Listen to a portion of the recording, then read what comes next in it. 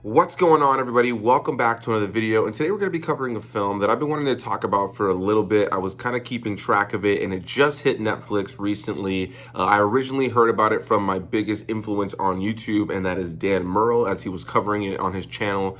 And then I ended up seeing some of my fellow film enthusiasts checking out the movie, talking about the movie, maybe catching some screenings, and I figured it was finally time to talk about this movie. Now, the movie, when you look at the poster, when you look at it on IMDb or anything else, is called RRR. When the movie actually starts, you do see that that stands for Rise, Roar, and Revolt in English, but for the sake of just making this a quicker review in the sense of naming this movie, I'm going to be calling it Triple R.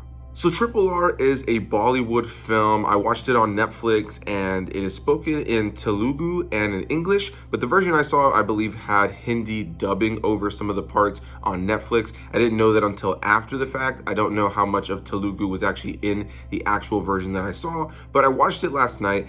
Please do forgive me for the mispronunciation of some of these names, but the film is directed by S.S. Rajamouli, and the cast, the main two stars are Rama Rou Jr. and Charan. So as I mentioned before, Triple R is a film that I had been kind of following over the course of the last few months, as I was kind of just seeing on Dan Murrell's channel what he was talking about in terms of its, box office success overseas.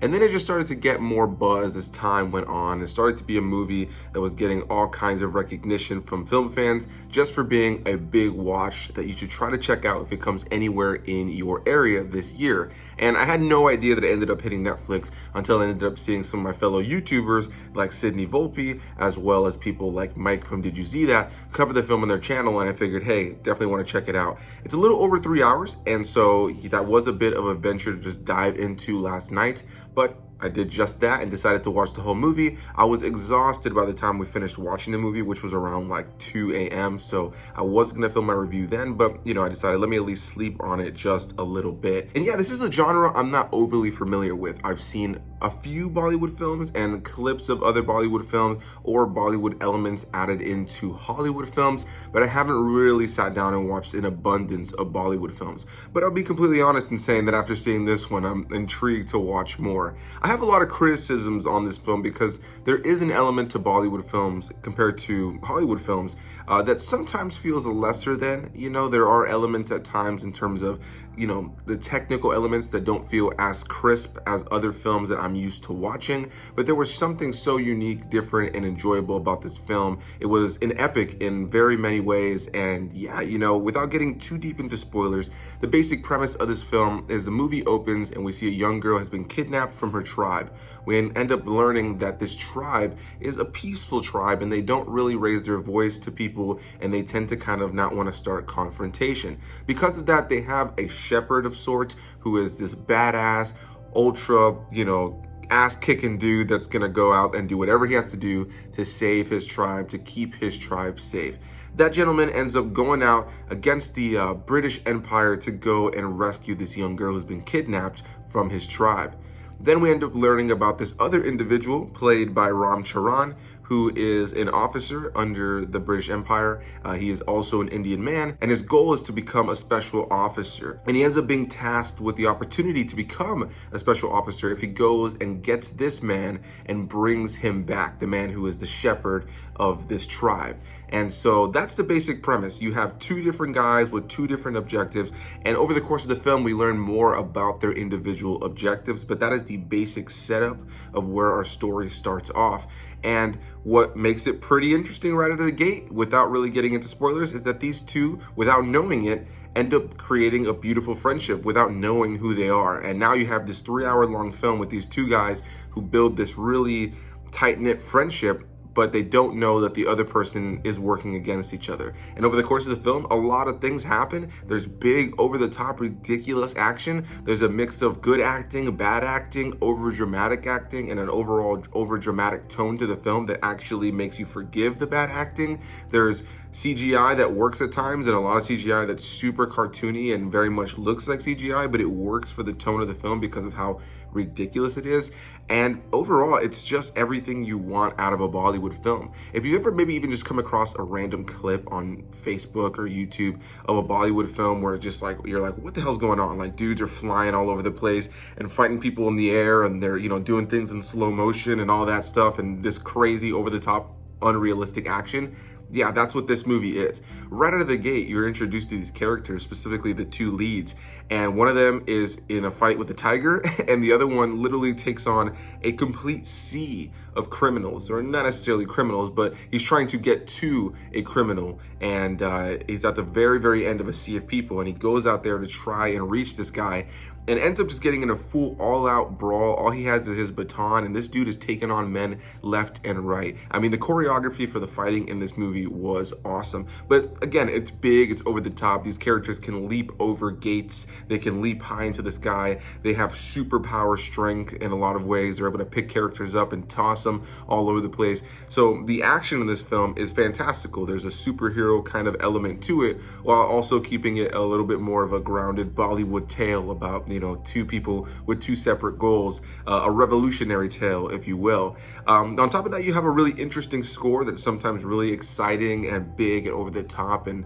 you know, it really elevates the stakes. And then at times the score is a little bit goofy sounding. On top of that, you also have a really good soundtrack throughout, because this movie has multiple musical numbers. And at first, when it first started happening, I didn't really know how I felt about it, but I know that it is a huge part of Bollywood films, and I have to say it was incredibly exciting to watch. It's a movie, kind of like my fiance said when we were watching last night, that even for its faults, it was wildly entertaining. We never got bored of it. We never got tired of watching what was playing out on screen. And it's just kind of one of those movies that was hard to look away. There's action sequences in this movie that are so over the top and unrealistic, but are so engaging to watch, that it just kept me on the edge of my seat, kept me engaged in what was going on. Now, I would say my biggest gripes with this movie, besides some of the stuff I mentioned before, you know, there isn't the best acting in this movie.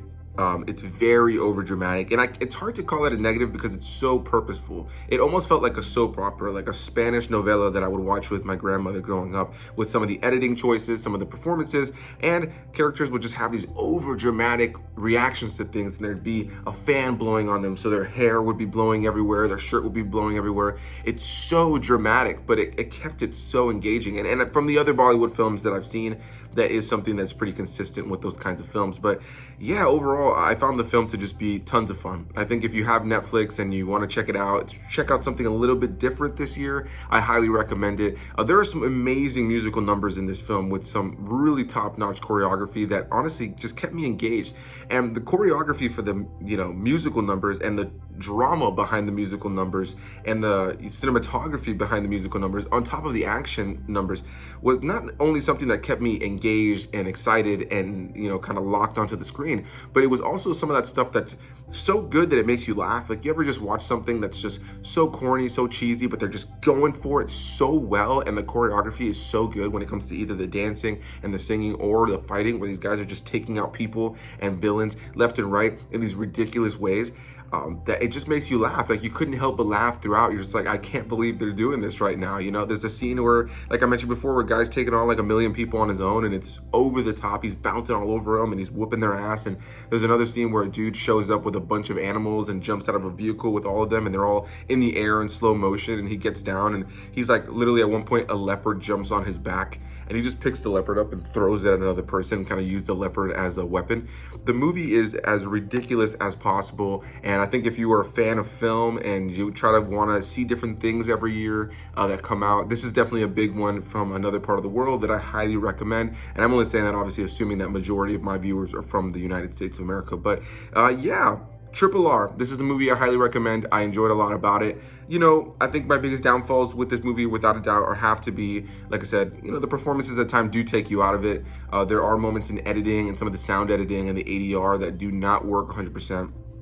And there's definitely an element of feeling like there's a lot of characters that you don't really care too much about. You really mainly care about our two lead characters. They're the only real ones I ever had any sort of real emotional attachment to, but their journey is worth it, despite me also feeling like I felt like the movie was very long. Like, it's super overly long. There are times that you feel that length, but at the same time, there are huge sections of the film that really utilize that time to inform who these characters are, giving really big payoff by the time you get to the very end. So as you can tell, a little torn on that element, but yeah, overall, those are my thoughts, kind of just quick rambly thoughts on RRR. Have you seen the movie? Do you like the movie? Do you not like the movie? Are you gonna check the movie out now? I highly recommend it. I genuinely challenge you, if you were a film fan and you're like, hey, I wanna see something different, I'm tired of seeing the same old crap, check out RRR. It's on Netflix. I think it's definitely worth a watch. I think if you're okay with sitting through subtitles, it's totally cool. And you know what? Something I totally forgot to mention. This movie is not only spoken, in a different, foreign language, but it's also spoken in English.